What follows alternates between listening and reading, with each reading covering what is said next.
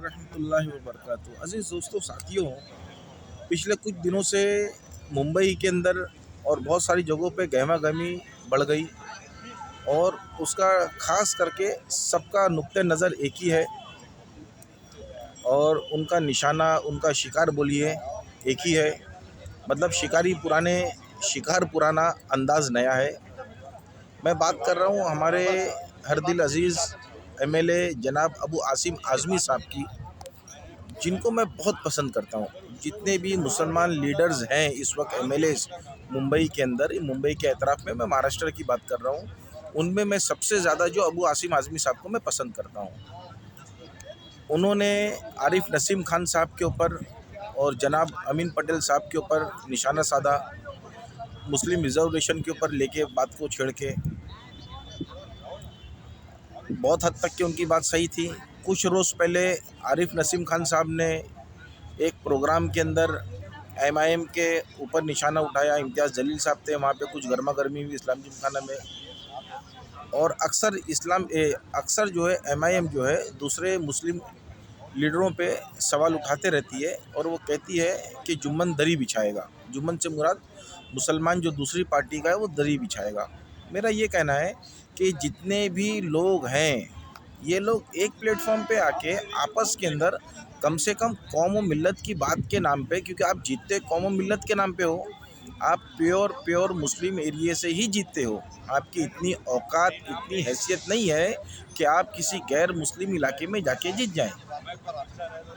जो कांग्रेस के एमएलएज़ हैं वो कांग्रेस की बात करेंगे, जो एनसीपी के एमएलए एनसीपी के मैनिफेस्टो की बात करेंगे, समाजवादी के एमएलए समाजवादी मैनिफेस्टो की बात करेंगे, एमआईएम की मैनिफेस्टो की बात करेंगे।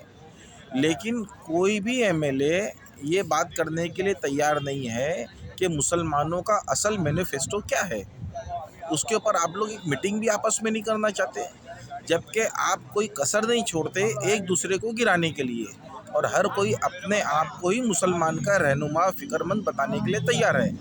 एक बहुत ही कीमती बात बाबा साहेब अम्बेडकर की मेरे जहन में आ गई है, मैं आपको वो बताता चलूँ। अगर आपके वो बात समझ में आ जाएगी तो इंशाल्लाह बहुत अच्छा होगा। जब मुल्क आज़ाद हुआ हमारा भारत, और पहला इलेक्शन हुआ जिसमें हमारे बाबा साहेब अम्बेडकर हार गए थे, लेकिन उन्हीं की समाज का, उन्हीं की बिरादरी से एक दलित आदमी जो था वो किसी और पार्टी से खड़ा हुआ, वो इलेक्शन जीत गया और खुशी खुशी बाबा साहेब के पास में आया कि बाबा मैं इलेक्शन जीत गया। मैं उनका नाम जहन से निकल गया, मैं कोशिश करूँगा, मैंने कहीं नोट करके रखा है, अगर वो मिला तो मैं इंशाल्लाह ऊपर डिस्क्रिप्शन में लिखूँगा ज़रूर। तो बाबा साहेब अम्बेडकर ने उससे पूछा कि अब तुम क्या करोगे, मतलब उन्होंने मराठी में पूछा था कि अब तुम क्या करोगे। उसने जवाब दिया, जो मेरी पार्टी कहेगी मैं वो करूँगा।